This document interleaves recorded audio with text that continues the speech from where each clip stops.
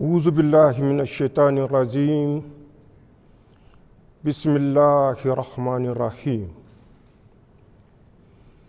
Nigériennes, Nigériens, mes chers compatriotes, demain, 18 décembre 2024, par la grâce d'Allah subhanahu wa ta'ala, le clément et le miséricordieux, nous célébrerons le 66e anniversaire de la République du Niger.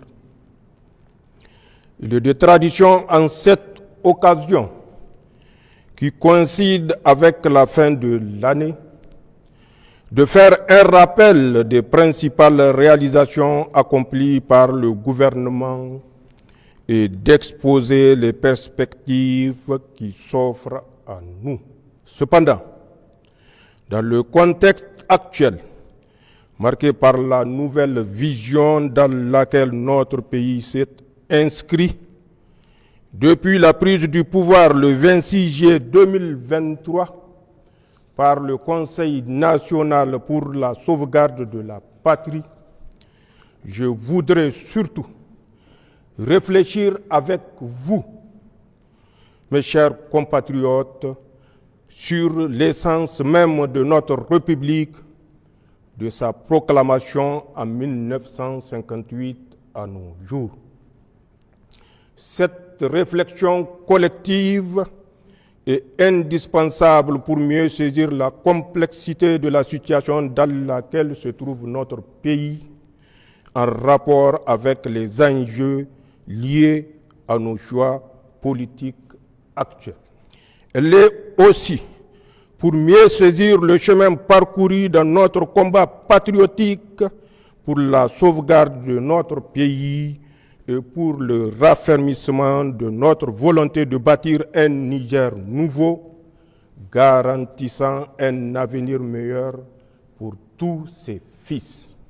Nigériennes, Nigériens, mes chers compatriotes, la célébration de l'anniversaire de la proclamation de notre République intervient cette année dans un contexte particulier marqué par l'affirmation par le peuple nigérien de sa souveraineté suite à la prise du pouvoir par les forces de défense et de sécurité regroupées au sein du CNSP. Depuis lors, comme vous le savez, notre pays fait face à une adversité totale, d'un côté de la part de tous les acteurs externes qui voudraient nous voir revenir dans leur giron, et de l'autre, des traîtres internes qui se sont compromis avec les intérêts étrangers et se sont adonnés à l'accaparement frauduleux de nos ressources publiques. Mes chers compatriotes, le moment est certainement venu de vous entretenir solennellement de la stratégie cynique mise en place par nos ennemis pour mettre notre pays à genoux et le soumettre.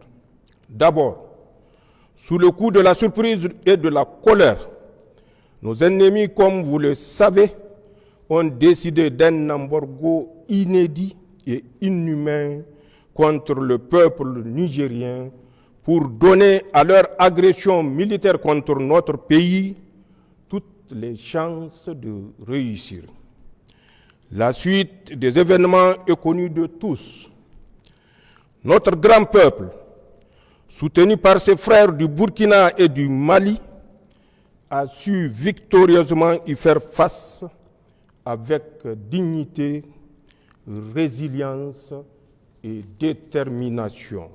Face à leur échec, au lieu de s'inscrire dans la marche de l'histoire en cours au Sahel, en prenant notamment acte de notre choix politique, nos ennemis, nostalgiques de leur position de puissance néocoloniale et déterminés à défendre leurs intérêts, ont élaboré avec la complicité de certains Nigériens et des Africains renégats une nouvelle approche méthodiquement articulée autour des actions suivantes.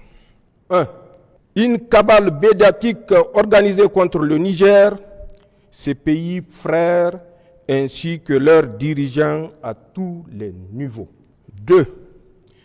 Une approche machiavélique pour saper la cohésion entre les membres du Conseil national pour la sauvegarde de la patrie d'une part, et d'autre part, entre le CNSP et son gouvernement, avec la complicité de certains Nigériens.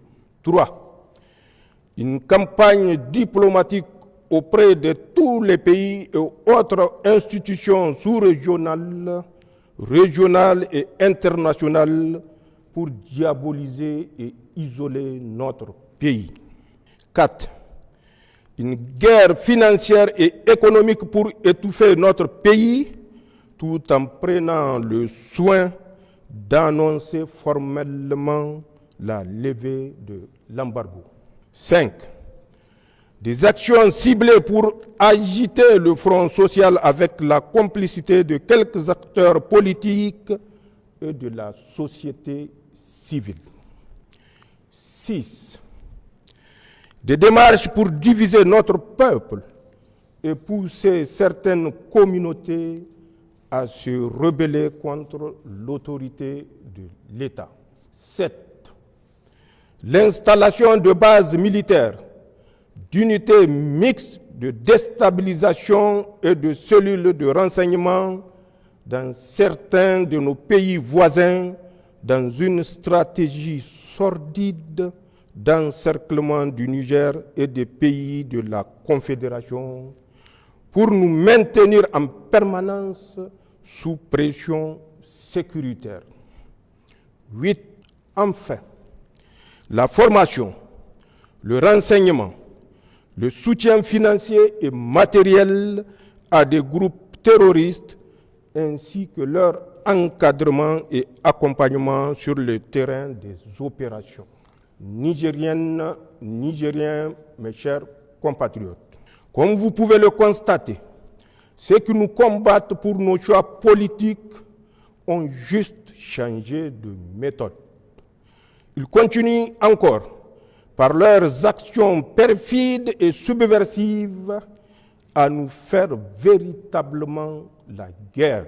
C'est le lieu de rendre un vibrant hommage à nos forces de défense et de sécurité qui, souvent, au prix du sacrifice suprême, protègent l'intégrité de notre territoire et assurent la sécurité ainsi que la stabilité de notre pays. À leurs veuves et leurs orphelins, qu'ils trouvent ici l'expression de notre compassion et notre soutien total. C'est également le lieu de rendre un vibrant hommage à l'ensemble du peuple nigérien, nos concitoyens des villes, des campagnes et de la diaspora.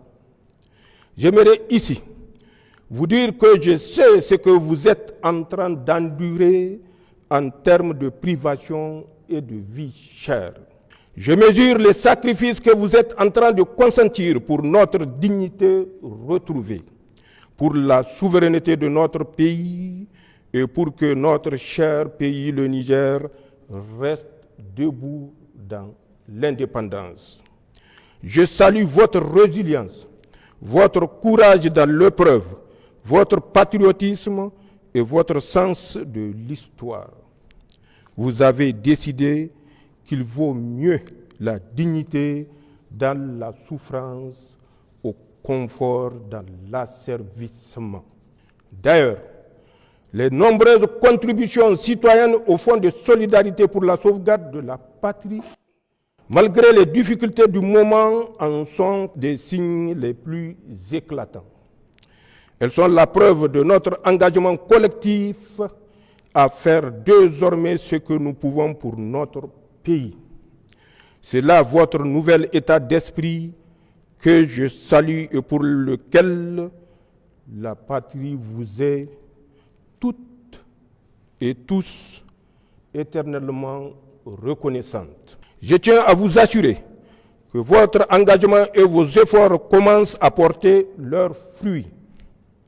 Celui de la dignité et de la souveraineté retrouvée, d'un Niger nouveau dans lequel les Nigériens sont maîtres de leur destin.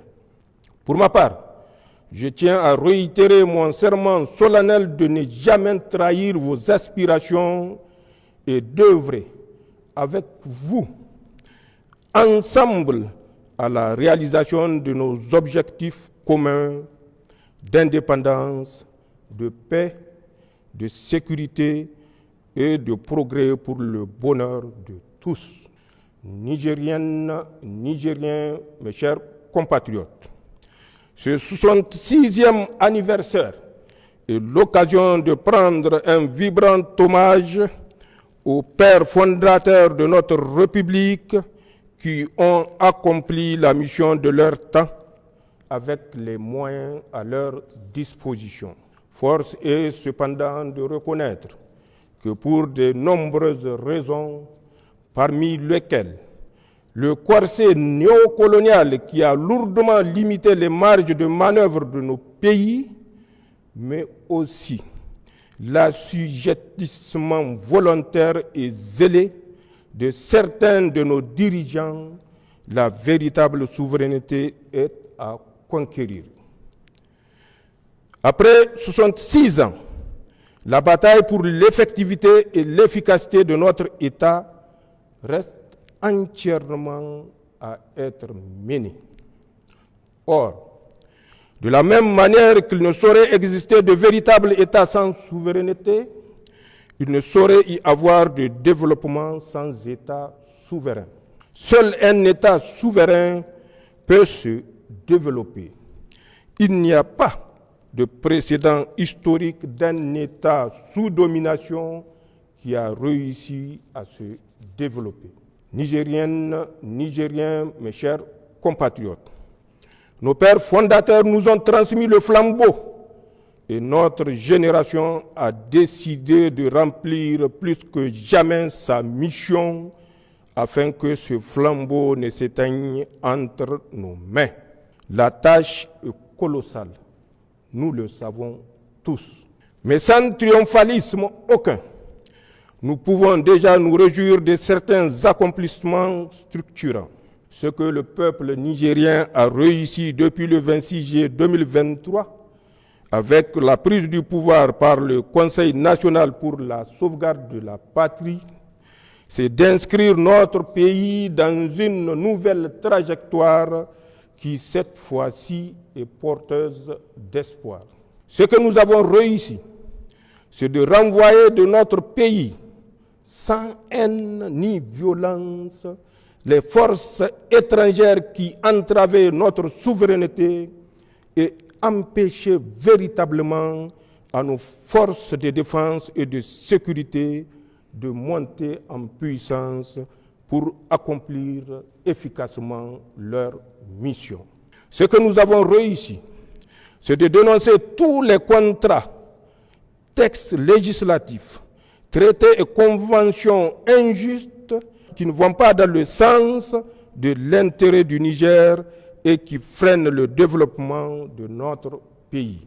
C'est un signal fort pour tous ceux qui ont l'habitude ou ont l'intention de dominer ou de piller le Niger que désormais notre pays défendra ses intérêts sans complaisance. Ce que nous avons réussi, c'est l'affirmation de notre souveraineté sur nos ressources naturelles longtemps spoliées et pillées par des puissances étrangères et leurs valets locaux. Ce que nous avons réussi, c'est l'unité de notre peuple sur des questions d'intérêt national. Désormais, tous les Nigériens regardent dans la même direction, celle qui préserve les intérêts supérieurs de notre pays. Labousanino, Zentiang Assani. Ce que nous avons réussi, c'est de réveiller le patriotisme des Nigériens longtemps foulé aux pieds par des individus au service des intérêts personnels ou partisans et claniques, ou pire, à la solde des organisations mafieuses ou de puissances étrangères. Ce que nous avons réussi, c'est le soutien sincère de la population au gouvernement qui font désormais corps pour garder le pays sur la voie du développement. Ce que nous avons réussi, c'est de prouver que le Niger peut tenir debout, faire face courageusement avec succès au terrorisme, payer ses fonctionnaires, assurer ses dépenses de souveraineté de façon générale, bref, vivre sans la prétendue assistance étrangère souvent utilisée pour menacer ou humilier les Nigériens. Ce que nous avons réussi tous ensemble, c'est que pour la première fois dans l'histoire de notre pays, les décisions qui engagent le Niger et son peuple sont prises au Niger par des Nigériens et dans l'intérêt du Niger et nulle part ailleurs. C'est d'ailleurs ce qui nous a permis, en toute responsabilité et malgré le contexte difficile que nous connaissons, de prendre des mesures sociales à la fois symboliques et fortes que sont, entre autres, la baisse du prix à la pompe des hydrocarbures, la diminution des coûts de certains actes médicaux et chirurgicaux et la baisse des prix du ciment. Nigériennes, Nigériens, mes chers compatriotes, ces réussites sont encourageantes. Il faut cependant les inscrire non seulement dans la durée, mais également dans une vision globale et cohérente pour fonder véritablement un projet politique et social. Pour ce faire, nous avons deux grandes approches au niveau national et international. Au plan international, nous avons créé une alliance avec des pays avec lesquels nous avons la même histoire, la même trajectoire, les mêmes défis, les mêmes peuples et les mêmes aspirations. L'Alliance des États du Sahel qui nous unit au Burkina Faso et au Mali, deux pays frères qui sont résolument à nos côtés. Cette alliance, qui a évolué en confédération AES depuis le sommet historique de Niamey le 6 juillet 2024 et qui a vocation dans un proche futur à se transformer en fédération, Inch'Allah, va nous permettre de sécuriser notre espace commun et nous encourager véritablement sur la voie du développement. Ensuite, nous avons décidé de diversifier nos partenaires et d'inscrire désormais nos relations diplomatiques dans le principe de respect mutuel, d'égalité, de souveraineté, d'un partenariat sincère, équilibré et gagnant-gagnant qui prend en compte les intérêts de notre pays. C'est certainement le lieu de remercier, au nom du peuple nigérien, des pays amis et frères qui ont fait preuve de compréhension et d'amitié sincère avec le Niger en ce moment difficile que nous vivons. Sans les citer, ils se reconnaîtront tous et savent qu'ils peuvent aussi compter sur le Niger. Au niveau national, j'ai défini un cadre stratégique de gouvernance pour la transition intitulé « Pour le Niger, Labousanino Zancang Assani » qui se décline en 4 axes. Axe 1, le renforcement de la sécurité et de la cohésion sociale. Axe 2, la promotion de la bonne gouvernance. Axe 3, le développement des bases de production pour la souveraineté économique. Axe 4, enfin, l'accélération des réformes sociales. D'autre part, j'ai élaboré des lettres de mission pour les membres du gouvernement. Chaque département ministériel va rendre compte le moment venu de l'exécution des missions à lui confiées et les conséquences en seront tirées. Cela en toute responsabilité. Il s'agit de notre devoir sacré de redevabilité envers le peuple nigérien. En tout état de cause, à un moment ou à un autre, chacun rendra compte de ses actes devant le peuple, devant l'histoire et devant son Créateur. C'est aussi vrai pour les gouvernants que pour les agents publics, les pères de famille et chaque citoyen. Nigériennes, Nigériens, mes chers compatriotes, pour finir, j'aimerais évoquer 3 sujets d'actualité d'intérêt national, voire international.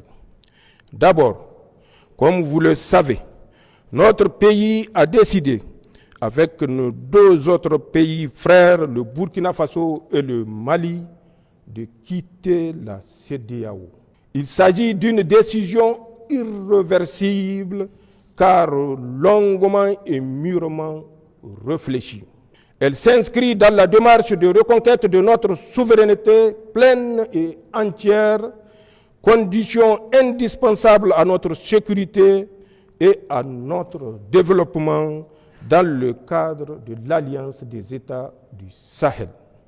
Aussi, elle a le mérite d'avoir enlevé définitivement aux puissances étrangères et leurs valets africains tout moyen et toute légitimité pour nous faire la guerre à travers la CEDEAO, instrumentalisée et détournée depuis plusieurs années de ses nobles objectifs.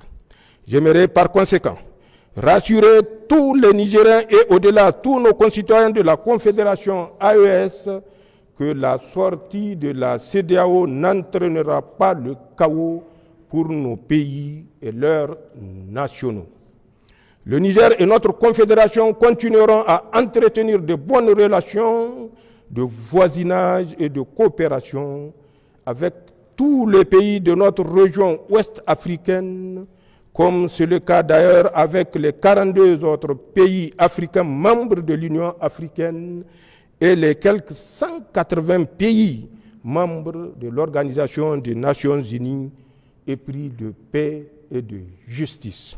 En tout état de cause, je tiens à rassurer nos concitoyens de la Confédération que toutes les dispositions seront prises pour parer à toute éventualité.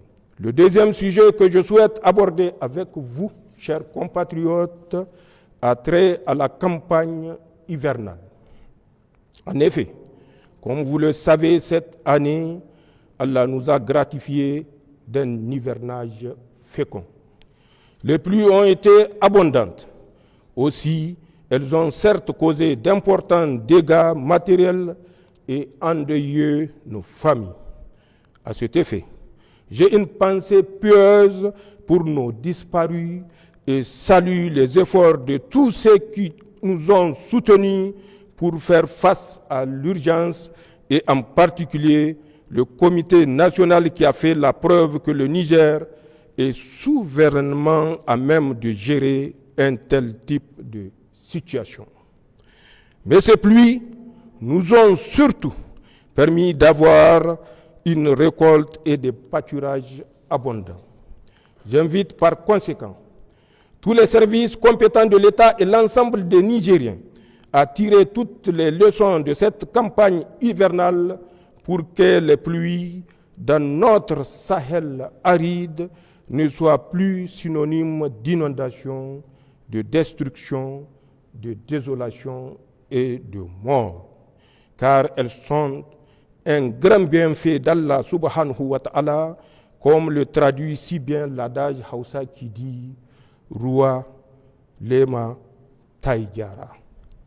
D'autre part, je lance un appel pour une gestion rigoureuse et responsable des bienfaits de cette campagne hivernale, en préservant notre pâturage des feux de brousse et en gérant nos récoltes en bon père de famille que nous devons tous être.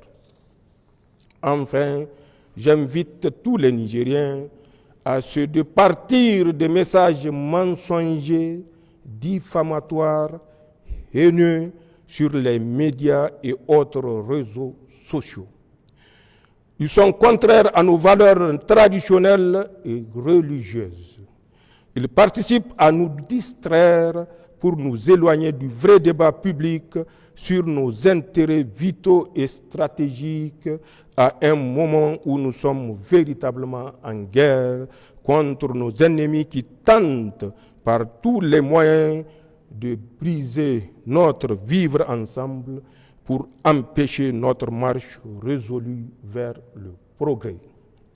C'est dire que l'heure est plutôt à la vigilance pour déjouer la campagne d'intoxication et de désinformation entreprise par les sponsors du terrorisme au Sahel pour saper le moral de nos troupes, inciter à la haine ethnique et briser notre cohésion sociale héritée de nos ancêtres. Nigériennes, Nigériens, mes chers compatriotes, au terme de mon allocution, je tiens à rendre un hommage sincère et mérité à tous ceux qui se sont mobilisés et continuent de se mobiliser pour défendre notre dignité et notre souveraineté. C'est sur votre ferme engagement que repose la réussite de nos projets pour le Niger. Je prie Allah, le Créant et le Miséricordieux, qu'il accorde son paradis éternel à nos frères et sœurs, militaires comme civils, victimes du terrorisme, et souhaite un prompt rétablissement aux blessés. À tous, sachez que votre sacrifice et vos efforts ne seront pas vains. Le Niger est sur la bonne voie, celle du progrès pour tous ses fils. Aussi, j'invite chaque Nigérien à se forger l'intime conviction que le Niger est notre bien commun. Il nous appartient à tous et non pas à une quelconque puissance étrangère ou à une quelconque organisation régionale ou internationale. Il revient par conséquent à nous, Nigériens, et à nul autre individu, pays ou organisation, non seulement de protéger notre pays pour le ICO au niveau des pays prospères, mais également d'en tirer la détermination pour ne céder à aucune menace, aucune injonction, d'où qu'elle vienne. Intégrons donc définitivement que le Niger, terre de nos ancêtres, est éternel et que les difficultés de l'heure sont nécessairement passagères. Leur intrigue, leur sursis en espérant que la Confédération s'effondre dans les mois à venir, ainsi que leur plan satanique de déstabilisation échoueront sans aucun doute, Inch'Allah, face à notre détermination et avec l'aide d'Allah. Enfin, je voudrais, en ce moment où le regard des Nigériens est tourné vers les compétitions de notre lutte traditionnelle, qui est à sa 45e édition, souhaiter une belle Koko Galgagia à tous. Que le meilleur gagne et que les Nigériens fraternisent dans leur diversité culturelle et la sécurité. C'est ainsi que le Niger gagnera. Vive la République, vive le Conseil national pour la sauvegarde de la patrie et son gouvernement, vive le peuple uni et engagé pour sa souveraineté, vive la Confédération Alliance État du Sahel, vive le Niger, je vous remercie. Face 7, une autre facette de l'information au Burkina Faso.